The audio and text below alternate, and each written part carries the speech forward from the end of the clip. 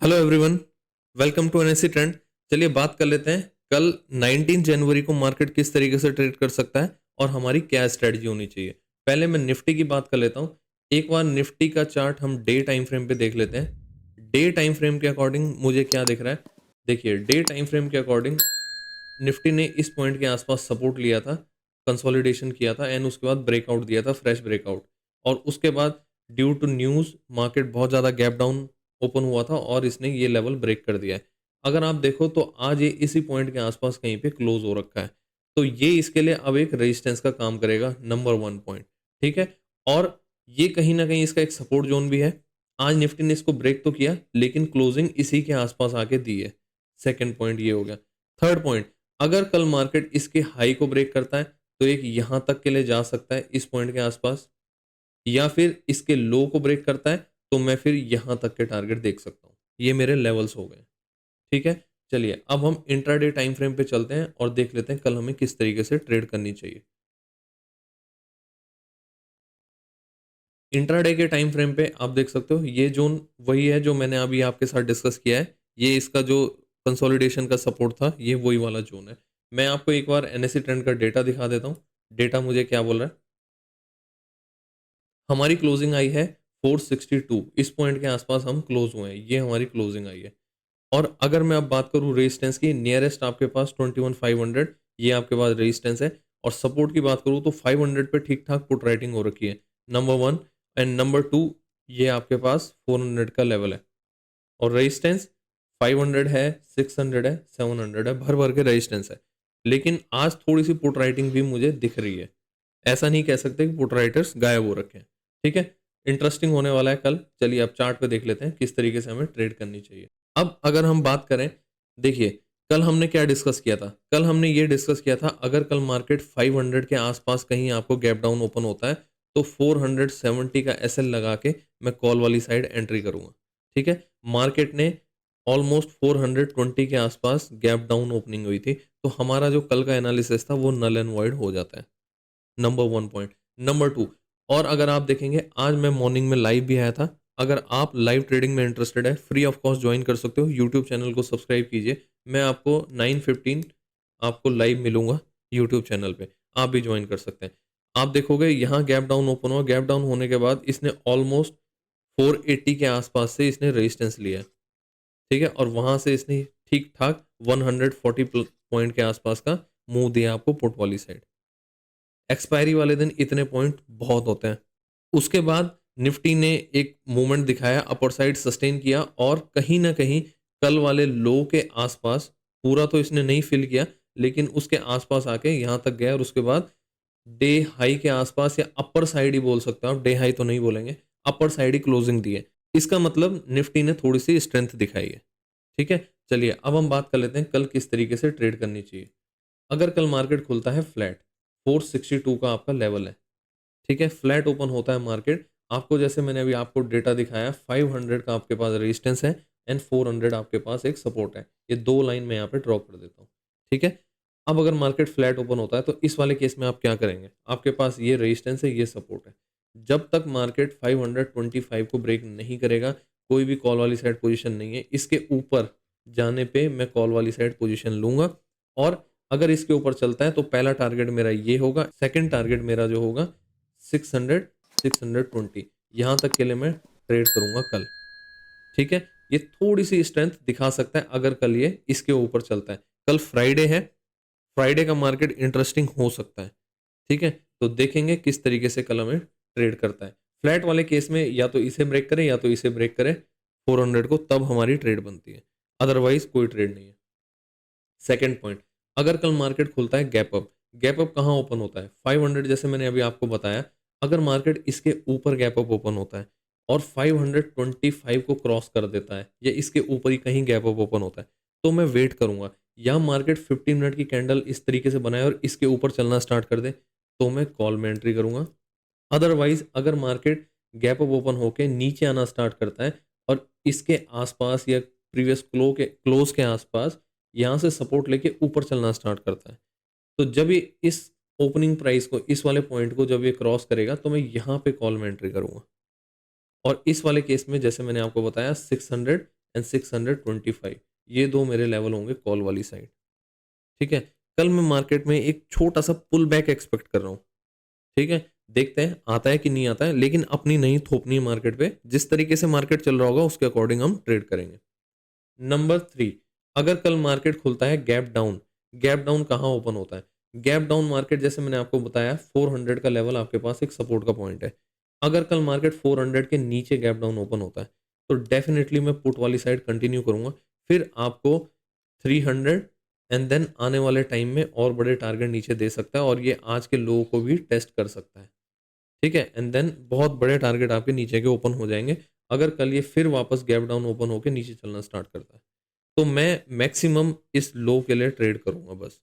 इसके बाद अगर बहुत तेज फ्लो में जाता है तो आप ट्रेल कर लेना, अदरवाइज अगर यहाँ कहीं स्लो हो जाता है तो फिर आने वाले टाइम में बड़े टारगेट देखूंगा, लेकिन इसके लिए मैं ट्रेड करूंगा। क्लियर?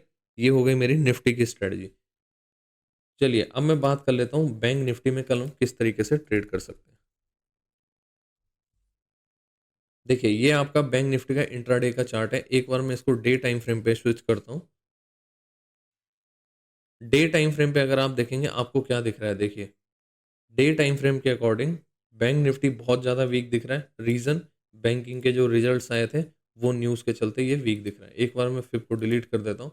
ये देखिए डे टाइम फ्रेम पे चार्ट पूरा बिगड़ चुका है, इवन वीकली टाइम फ्रेम पे भी चार्ट बिगड़ चुका है। आप देखिए, आप इस पॉइंट के आसपास इसने सपोर्ट लिया था, ये पूरा ब्रेक करके बहुत नीचे ट्रेड कर रहा है, और ये वाला जो गैप है इसके आसपास ट्रेड कर रहा है। निफ्टी में ये गैप बहुत दूर है, लेकिन बैंक निफ्टी इस गैप के आसपास पहुंच चुका है। Number 1 point.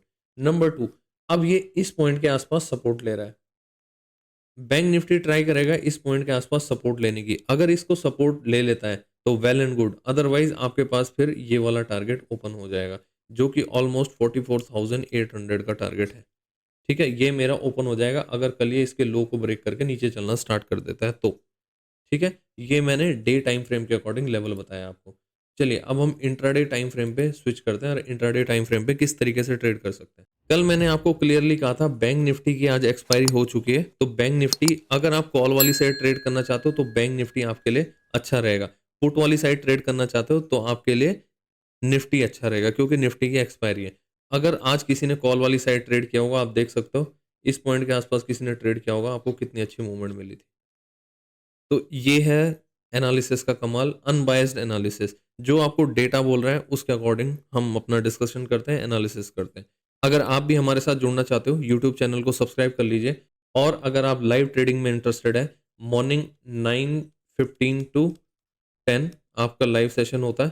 ठीक है, लाइव सेशन ज्वाइन कर सकते हो। और आफ्टरनून सेशन 2 बजे से, टाइम मैं थोड़ा सा स्विच कर रहा हूँ, 2 बजे से लेके 3:30 बजे तक, 2 to 3:30, ये आपके लिए लाइव ट्रेडिंग का टाइम रहेगा कल से। ठीक है, अगर आप इंटरेस्टेड है, फ्री ऑफ कॉस्ट है, ज्वाइन कीजिए। और टेलीग्राम चैनल का लिंक आपको डिस्क्रिप्शन में मिल जाएगा, फ्री ऑफ कॉस्ट है, ज्वाइन कीजिए। एक बात मैं आपको बता देता हूँ, यहाँ आपको कोई भी टिप नहीं मिलने वाली है। यहाँ हम डिस्कस करते हैं कि डेटा क्या बोल रहा है और हमको किस तरीके से ट्रेड करनी चाहिए, अनबायस्ड एनालिसिस। अब हम बात कर लेते हैं कल बैंक निफ्टी किस तरीके से ट्रेड कर सकता है। देखिए आज बैंक निफ्टी ने एक मूवमेंट तो दिखाई, लेकिन ये सस्टेन नहीं कर पाया, और क्लोजिंग में ये नीचे ही इसने क्लोजिंग दी है। और निफ्टी की अगर बात करें, निफ्टी ने इस पॉइंट के आसपास कहीं यहाँ कहीं क्लोजिंग दी है। तो दोनों के चार्ट में एक डिफरेंस ये है। नंबर 2, जो एक गैप हो, जो कि निफ्टी बैंक निफ्टी गैप छोड़ के गए थे, बैंक निफ्टी ऑलमोस्ट अपने गैप के पास पहुंच चुका है। ठीक है, तो कल हम बात कर लेते हैं किस तरीके से ट्रेड कर सकता है। ये बैंक निफ्टी के लिए बहुत इंपॉर्टेंट पॉइंट है। अगर इसने इसको ब्रेक कर दिया तो डेफिनेटली 44,800 तक के लेवल आपके खुल जाएंगे बैंक निफ्टी में। क्लियर? आपको अब एक बार डेटा दिखा देता हूँ, एनएससी ट्रेंड का डेटा मुझे क्या बोल रहा है। ये आपका एनएससी ट्रेंड का डेटा है। अगर आप भी ये सॉफ्टवेयर ट्राई करना चाहते हो, ज्वाइन कर सकते हो, वेबसाइट विजिट कीजिए nsctrend.com, और प्राइसिंग आपको मिल जाएगी वहाँ पे। ठीक है, ये है आपका डेटा। डेटा के अकॉर्डिंग 46,000 आपके पास कॉल एंड पुट मैक्सिमम इसी पॉइंट के आसपास आपको दिख रहे हैं। ठीक है, और सपोर्ट की अगर मैं दूसरा सपोर्ट बात करूं तो दिस इज योर 45,500, ये आपका मैक्सिमम सपोर्ट 2 है। और रेजिस्टेंस आपके पास यही है 46,000। हमारी क्लोजिंग हुई है 700 के आसपास, इस पॉइंट के आसपास। ठीक है, एक बार कंफर्म कर लेता हूँ। हाँ 713 हमारी क्लोजिंग आई है बैंक निफ्टी की। इस पॉइंट पे हम क्लोज हुए हैं, ये पॉइंट है हमारा क्लोजिंग। ठीक है, कल अगर मार्केट यहाँ से ऊपर चलना स्टार्ट कर देता है तो 46,000 आपके पास ये है, और सपोर्ट की अगर मैं बात करूँ नीचे तो 500 आपके पास एक सपोर्ट है। क्लियर। चलिए अब हम चार्ट में चल कर डिस्कस कर लेते हैं किस तरीके से ट्रेड करनी चाहिए। पहले अगर मैं बात करूं, अगर मार्केट खुलता है फ्लैट, फ्लैट ओपन होके, ये इसके लिए कहीं ना कहीं आपके लिए एक बाइंग जोन का काम करेगा बैंक निफ्टी में। ठीक है, अगर इसको सस्टेन करना है, यहां से सपोर्ट लेना है, तो डेफिनेटली यहां से एक बाइंग आनी इसमें बहुत जरूरी है। अगर यहाँ पे थोड़ी देर टाइम पास करके ये ऊपर चलना स्टार्ट कर देता है, ठीक है, तो आपके पास यहाँ से 46,000 तक का टारगेट आपके पास रहेगा। 46,000, देखिए आज इसने एक बार 46,200 तक गया, लेकिन वहां से सस्टेन नहीं कर पाया, इमीडिएटली नीचे आ गया। ठीक है, इसका मतलब अगर कल मार्केट ऊपर चलना स्टार्ट कर देता है तो मैं डेफिनेटली 46,000 मेरा पहला टारगेट होगा, एंड 46,200 ये मेरा सेकंड टारगेट रहेगा। अगर मार्केट कल यहाँ फ्लैट ओपन होके ऊपर चलना स्टार्ट कर देता है, तो सस्टेन करता है, तो थोड़ा सा एसएल आपका बड़ा रहेगा, डे लो का आप एसएल लगाएंगे। लेकिन इस वाले केस में आप देख सकते हो बैंक निफ्टी में थोड़ा सा आउट द मनी जा सकते हो, अगर एट द मनी नहीं, 100-200 पॉइंट आउट द मनी जाके आप ट्रेड कर सकते हो, तो आपका एसएल फिर ठीक हो जाएगा। इस वाले केस में 200 तक एक बार ट्राई करने की पूरी कोशिश करेगा कि यहाँ तक जाएगा। ठीक है, और अगर सस्टेन करके ऊपर क्लोजिंग दे देगा तो आने वाले टाइम में फिर चांसेस हैं कि एक छोटा सा पुल बैक और ऊपर तक जा सकता है। अदरवाइज अगर नहीं गया तो फिर मार्केट में मामला खराब हो जाएगा। नंबर वन ये हो गया है। नंबर टू, अगर कल मार्केट फ्लैट ओपन होकर नीचे चलना स्टार्ट करता है, ठीक है, और इस लो को ब्रेक कर देता है, तो डेफिनेटली मैं पुट वाली साइड एंट्री करूंगा, और मैं जैसे मैंने आपको बताया था 44,800 इसके लिए मैं ट्रेड करूंगा। क्लियर। नेक्स्ट केस, अगर कल ये गैप अप ओपन होता है, गैप अप कहाँ ओपन होता है, ठीक है, 713 हमारी क्लोजिंग आई है, 800 के आसपास गैप अप ओपन होता है, तो या तो ये इस तरीके से चले तो आप कॉल में एंट्री कर लेना, आप अपना रिस्क रिवॉर्ड देखना। जैसे मैं आपको हमेशा बोलता हूँ 50 पॉइंट का एसएल होना चाहिए, 50 मैक्सिमम 60 पॉइंट बैंक निफ्टी में स्पॉट का। ठीक है, अगर आपका रिस्क रिवॉर्ड फेवरेबल होगा तो आप एंट्री करना, और 200 आपका यहाँ तक के टारगेट, इसको एक बार ये टेस्ट करने के लिए दोबारा जा सकता है, और सस्टेन कर गया तो वेल एंड गुड, आने वाले टाइम में थोड़ा सा और ऊपर का मूव देख सकते हैं, अदरवाइज फिर वापस यहाँ से नीचे आ सकता है। तो यहाँ पे आके आप अपनी पोजीशन को कम कर लेना या फिर बुक कर सकते हो। ठीक है, अगर कल मार्केट गैप डाउन ओपन होता है, गैप डाउन कहाँ ओपन होता है, इस पॉइंट के आसपास गैप डाउन ओपन होता है, यहाँ कहीं होता है या यहाँ कहीं गैप डाउन ओपन होता है, तो डेफिनेटली फिर मैं इसको कंटिन्यूएशन में ही ट्रेड करूंगा, एंड 44,800 ये टारगेट के लिए मैं ट्रेड करूंगा। ठीक है, तो कल बहुत इंपॉर्टेंट होने वाला है। कल का दिन फ्राइडे है, और फ्राइडे को सबसे बड़ी बात ये होती है कि फ्राइडे वाले दिन जो भी पोजीशंस होती हैं, लोग चाहते हैं कि वीकेंड होता है तो अपनी पोजीशन क्लोजिंग सेशन में आपको एक मूवमेंट आ सकता है। रीज़न ये होता है कि 2-3 दिन की छुट्टी होती है, 2 दिन की छुट्टी के बाद मार्केट किस तरीके से ट्रेड कर सकता है, लोग ज़्यादा प्रीएम्प्ट करना नहीं चाहते हैं।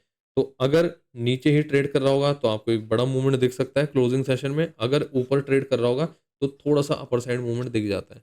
इसका रीज़न ये होता है कि लोग अपनी पोजीशन कैरी नहीं करके जाना चाहते हैं, इस वजह से आपको क्लोजिंग सेशन में एक मूव मिल सकता है इंडेक्स में।